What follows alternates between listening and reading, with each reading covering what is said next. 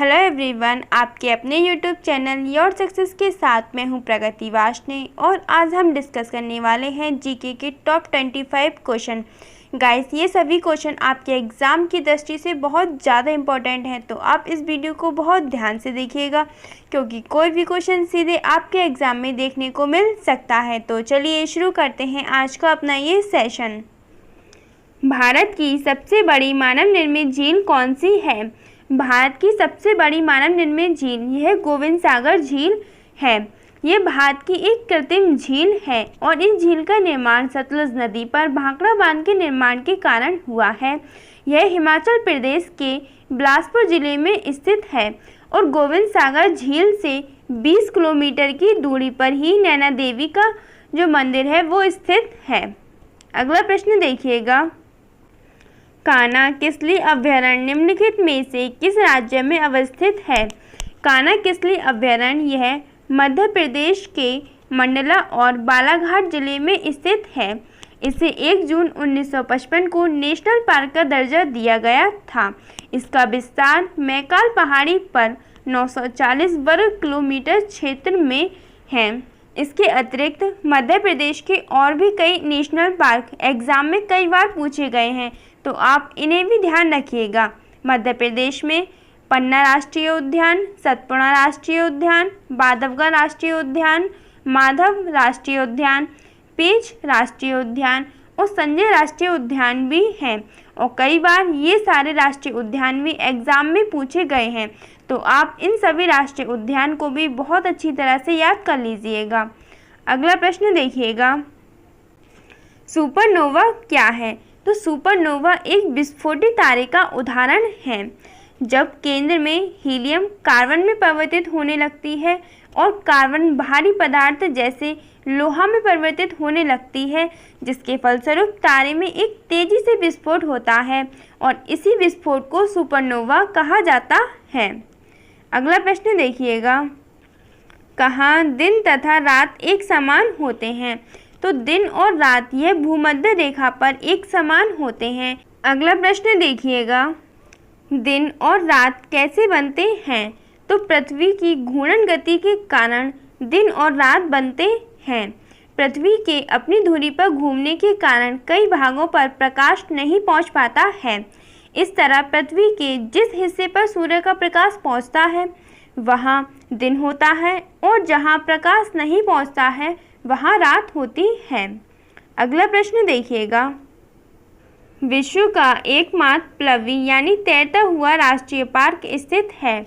तो विश्व का एकमात्र जो तैरता हुआ राष्ट्रीय पार्क है यह मणिपुर के विष्णुपुर जिले में स्थित केवल लामजायो राष्ट्रीय पार्क में स्थित है और जो लोकटक झील है वो इसी का एक अभिन्न अंग है। अगला प्रश्न देखिएगा, ग्रहण के दौरान पड़ने वाली छाया का सबसे काला भाग कौन सा होता है? तो ग्रहण के दौरान पड़ने वाली छाया का सबसे काला भाग यह प्रच्छाया होता है। अगला प्रश्न देखिएगा, नासा ने किसका अध्ययन करने के लिए मैसेंजर सैटेलाइट लॉन्च किया था? Mercury surface space environment Jio chemistry and ranking को नासा द्वारा वर्ष 2004 में बुध ग्रह के रासायनिक संगठन, भूविज्ञान और चुंबकीय क्षेत्र का अध्ययन करने के लिए भेजा गया था। यह मैसेंजर बुध ग्रह पर पहुंचने वाला पहला स्पेसक्राफ्ट है और नासा जो ये है यह अमेरिका की एक स्पेस एजेंसी है। नासा की फुल फॉर्म होती है national aeronautics and space administration. अगला प्रश्न देखिएगा, किस राज्य में महिला साक्षरता दर सबसे अधिक है? तो महिला साक्षरता दर ये 2011 की जनगणना के अनुसार केरल राज्य में सबसे अधिक है। केरल में महिला साक्षरता दर यह 92.1% है और जो बिहार राज्य है इसमें सबसे कम महिला साक्षरता दर पाई जाती है। अगला प्रश्न देखिएगा, सबरीमाला निम्नलिखित में से किस राज्य में स्थित है? तो सबरीमाला यह केरल के पथनामथिरा जिले में अवस्थित है। सबरीमाला यह 58 देव के मंदिर के लिए प्रसिद्ध है। अगला प्रश्न देखिएगा, नागा, खासी और गारो पहाड़ियाँ स्थित हैं। तो ये नागा, खासी और गारो पहाड़ियाँ यह पूर्वांचल पर्वतमाला में स्थित हैं। पूर्वांचल श्रेणी भारत के उत्तर पूर्व क्षेत्र में हिमालय तंत्र का भाग है। यह लद्दाख और काराकोरम श्रृंखला के समान है। पूर्वांचल श्रेणी के अंतर्गत गारो, खासी, जयंतिया, पटकाई और लुसाई पहाड़ियाँ हैं। अगला प्रश्न देखिएगा, भारतीय मरुस्थल की एक महत्वपूर्ण नदी है। तो भारतीय मरुस्थल की एक महत्वपूर्ण नदी यह लूनी नदी है। यह अजमेर के दक्षिण पश्चिम में अरावली श्रेणी से निकलती है। यह 320 किलोमीटर लंबी है। लूनी नदी यह कच्छ के रण में जाकर विलुप्त हो जाती है। इसकी प्रमुख सहायक नदियाँ सरस्वती, बूंदी, सुकरी और जवई हैं। अगला प्रश्न देखिएगा, कंचनजंगा राष्ट्रीय पार्क स्थित है। तो कंचनजंगा राष्ट्रीय पार्क यह सिक्किम में स्थित है। इसकी स्थापना वर्ष 1977 में की गई थी और यह सिक्किम के उत्तरी जिले में 850 वर्ग किमी के क्षेत्र में फैला हुआ है। अगला प्रश्न देखिएगा, सबसे पुरानी चालू परिष्करणशाला यानी कि रिफाइनरी कहाँ है। तो सबसे पुरानी जो रिफाइनरी है यह डिगबोई में स्थित है। इसकी स्थापना असम ऑयल कंपनी लिमिटेड द्वारा 1901 में की गई थी। यह विश्व की सबसे पुरानी चालू रिफाइनरी है। अगला प्रश्न देखिएगा, पृथ्वी घंटे की अवधारणा कब और कहाँ शुरू हुई। तो पृथ्वी घंटे की अवधारणा यह मार्च 2007 में सिडनी, ऑस्ट्रेलिया में शुरू हुई थी। यह अर्थ पावर WWF द्वारा आयोजित किए जाने वाला एक वैश्विक अभियान है जो प्रत्येक वर्ष मार्च के अंतिम शनिवार को 8:30 PM से लेकर 9:30 PM तक मनाया जाता है। अगला प्रश्न देखिएगा, सागर में वृत्त ज्वार कब उठता है। तो सागर में वृत्त ज्वार यह पूर्णमासी तथा अमावस्या के दिन उठता है। जब सूर्य और चंद्रमा एक सीधी रेखा में होते हैं तो उनकी सम्मिलित शक्ति से वृत्त ज्वार उठता है और ये वृत्त ज्वार की स्थिति महीने में 2 बार बनती है, एक तो पूर्णमासी को और दूसरी अमावस्या के दिन। अगला प्रश्न देखिएगा, सबसे ऊंचा भारतीय जलप्रपात है। तो जो सबसे ऊंचा भारतीय जलप्रपात है ये गढ़सोप्पा या जोग जलप्रपात है। इसे महात्मा गांधी जलप्रपात के नाम से भी जाना जाता है और इस जलप्रपात की ऊंचाई 253 मीटर है। यह जलप्रपात कर्नाटक राज्य के शिमोगा जिले में शरावती नदी पर स्थित है। अगला प्रश्न देखिएगा, मांजुली संसार का सबसे बड़ा नदी द्वीप किस राज्य में स्थित है। तो मांजुली जो संसार का सबसे बड़ा नदी द्वीप है यह असम प्रांत में स्थित है। अपर्दन की समस्या के कारण इस द्वीप का 227.43 वर्ग किलोमीटर क्षेत्र यह 1914 से लेकर 2008 के बीच अपरदित हो चुका है।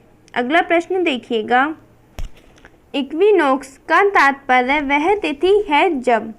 इक्विनोक्स का तात्पर्य उस तिथि से है जब दिन और रात समान अवधि के होते हैं और 20 मार्च और 22 सितंबर को दिन और रात बराबर होते हैं।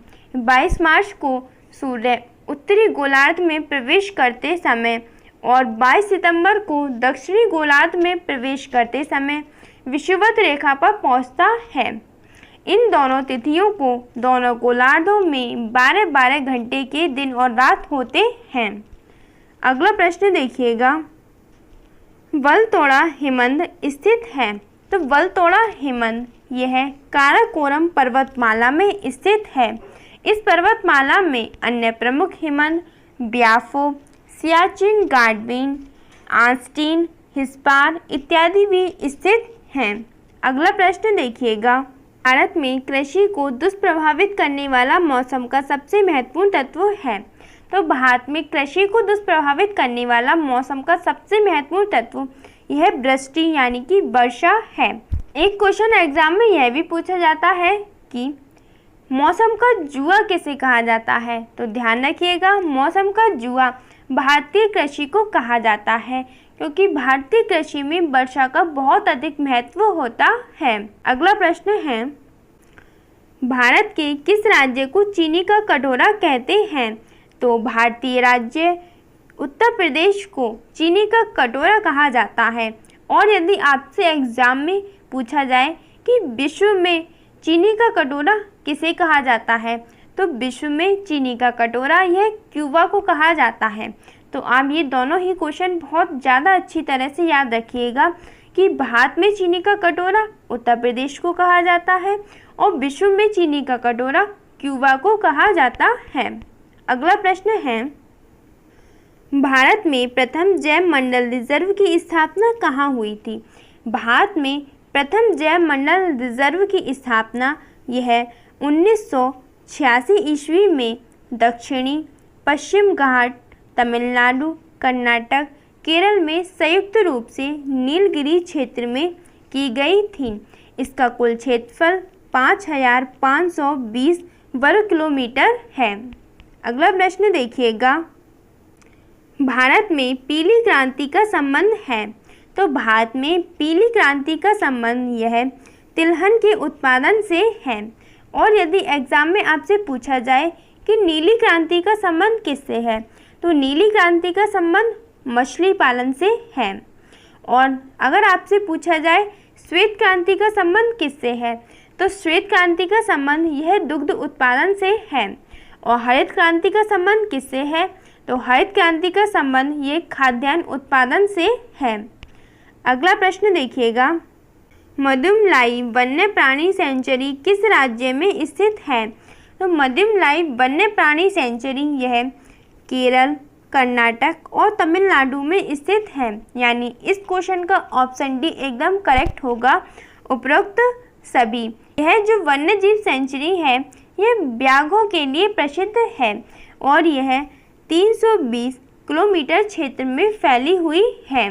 तो गाइस, यहाँ पर हमने जीके ज्योग्राफी के टॉप 25 क्वेश्चन डिस्कस कर लिए हैं और हमें उम्मीद है कि आपने इस वीडियो को बहुत ध्यान से देखा होगा और ये सारे क्वेश्चन आपको बहुत अच्छी तरह से याद हो गए होंगे। तो गाइस, अब इस क्वेश्चन का आंसर आप हमें कमेंट करके ज़रूर बताइएगा। यह क्वेश्चन हमारी प्रीवियस वीडियो से है, तो आप इस क्वेश्चन का आंसर हमें कमेंट करके ज़रूर बताइएगा। और गाइस, अगर आपने अभी तक इस सेशन को लाइक नहीं किया है तो एक लाइक ज़रूर कर दीजिएगा। और गाइस, अगर आपने अभी तक हमारे चैनल को सब्सक्राइब नहीं किया है तो सब्सक्राइब ज़रूर कर लीजिएगा, ताकि आपको हमारे लेटेस्ट अपडेट की नोटिफिकेशन मिलती रहे। तो गाइस, इस वीडियो को अब हम यहीं समाप्त करते हैं। मिलते हैं आपसे अगले सेशन में, तब तक के लिए टेक केयर, बाय बाय।